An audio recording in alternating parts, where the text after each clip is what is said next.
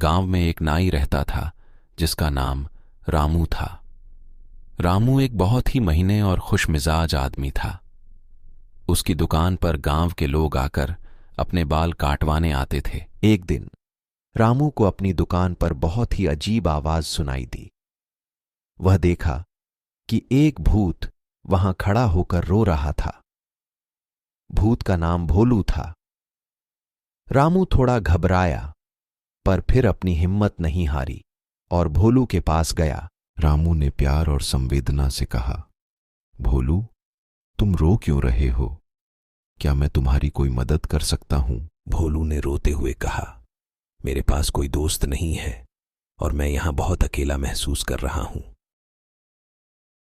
रामू ने दिल से उसकी समस्या को समझा और कहा, तुम मेरे दोस्त बनो, हम साथ में बातें करेंगे और मजे करेंगे।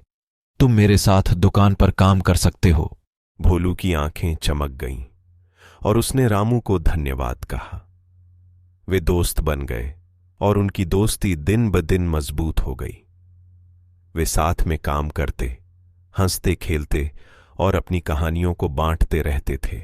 एक दिन गांव के लोग रामू की दुकान पर आकर उनसे पूछने लगे, रामू, क्या यह सच है कि तुम्हारे साथ एक भूत काम कर रहा है? रामू मुस्कुराया और कहा, हां, यह सच है।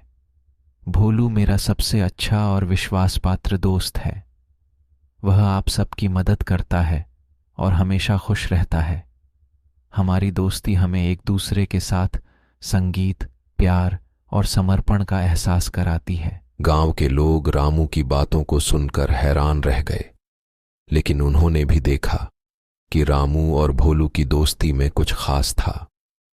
वे उनकी दोस्ती को स्वीकार कर उन्हें प्यार से बुलाते रहे और उनके साथ बिना किसी डर या भय के रहने लगे। इस कहानी से हमें यह सिखाई जाती है कि हमें लोगों को उनके रूप में नहीं देखना चाहिए, बल्कि हमें उनके अंदर की अच्छाई और मानवीयता को समझना चाहिए।